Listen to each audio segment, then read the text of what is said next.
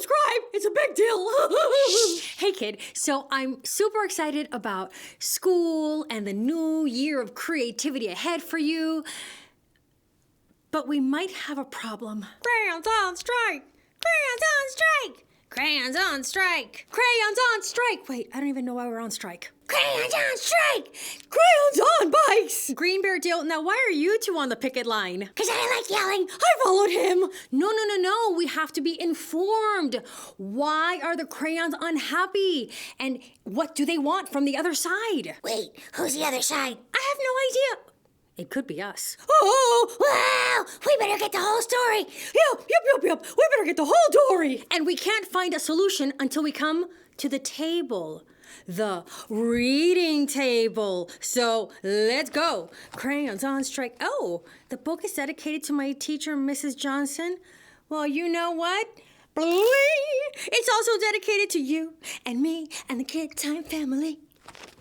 And oh, look at all the crayons we know and love.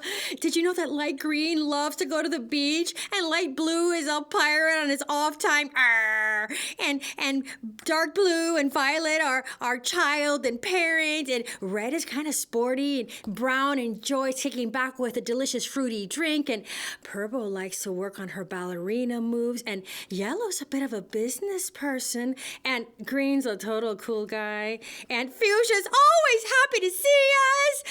And suddenly, the mood changed just like that. Of all the writing tools that are in the classroom hutch, we are the most colorful, but we are not thought of very much. Now, why is everybody here looking so worried or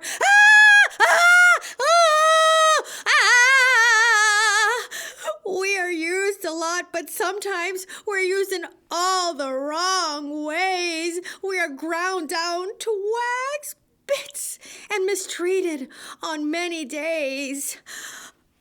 I wasn't ready. Some children don't think twice when they reach out for red. They hold him with their fingers and snap up on his head.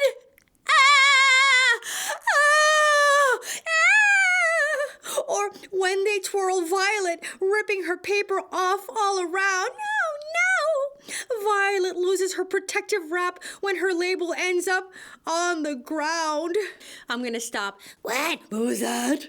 I can't go on. We have seen some terrible things happen to some very innocent crayons in only 3 pages. We're talking 2 breaks and 1 crayon beheading by page 3.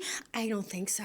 But the storyteller creed says you have to. Yeah, he really does.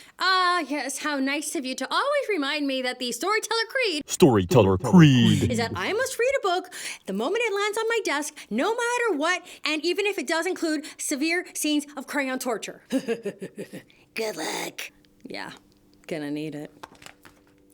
But Blue may have the worst of it, because often he's broken apart into tiny bits.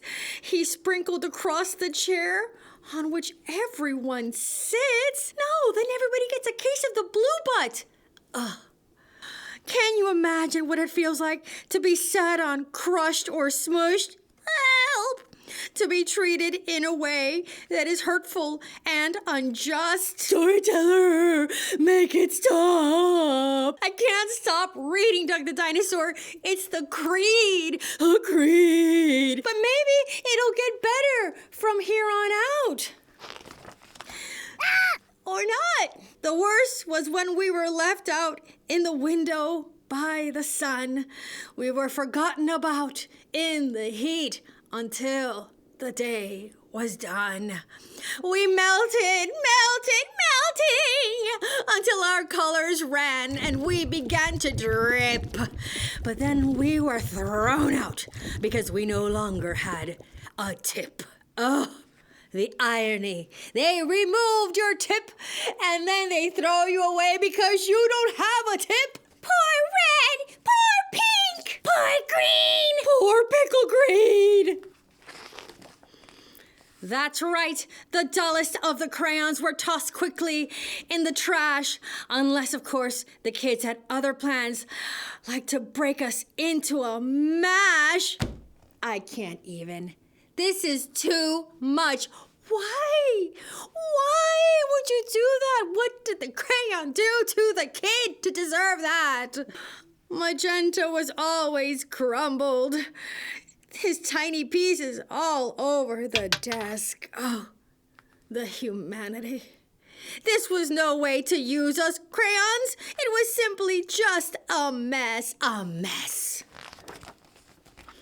Well, one day, Yellow had had enough. We won't stand for this anymore. Come on, crayons, let's go on strike. Let's go hide behind the closet door. Okay, that's not that far away, but that's a good plan. I mean, it's a plan. So the children were at lunch, so we had to swiftly act. They would return from the cafeteria and find us missing from the class. Yeah, let's go. That's a great idea. Come this way. Getting across the room is a lot farther than I thought.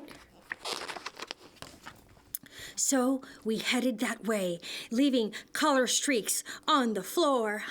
No, not color streaks on the floor. That's like leaving breadcrumbs for the witch to find you in a fairy tale. The children could no longer abuse us. We would not stand for this anymore. Okay, they can't help it because they are literally made of color, but at least they are getting away. Maybe nobody will notice the huge color streaks on the ground.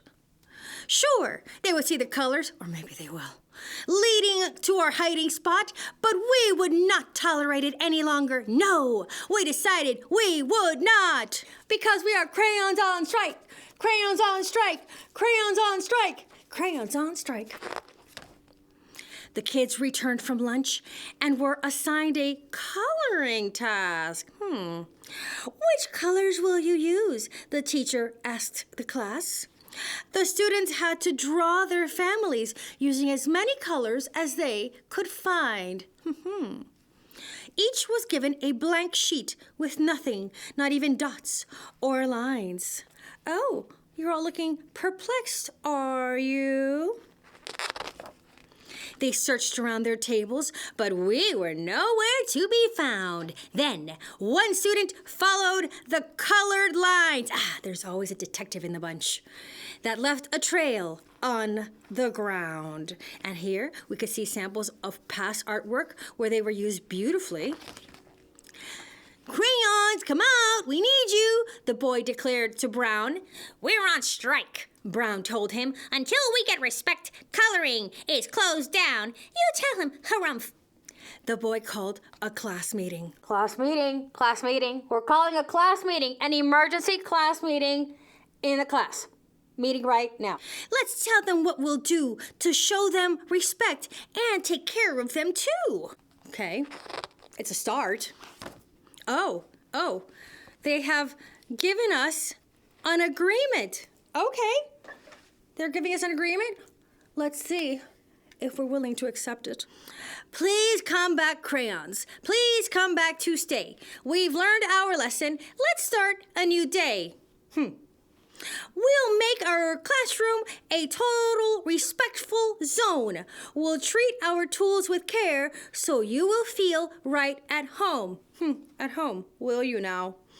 In our supply boxes, we'll tuck you neatly away so that you will always be there and we'll have you each day. I don't know. You've hurt us really badly. Then we can complete our work and it won't be a chore. We'll respect our tools. We've learned our lesson and more. Yay, yay! I don't know if we're willing to accept these terms. Let's talk to the crayons and see how they feel about it. Oh, they look really happy about it. Okay.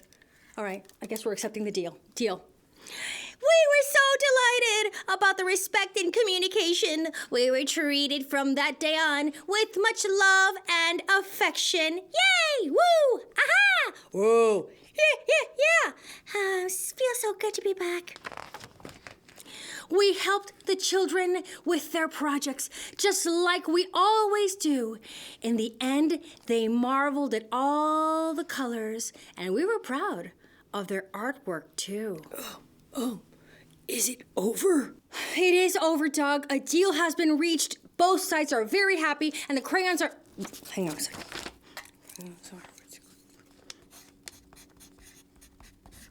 And the crayons are not on strike.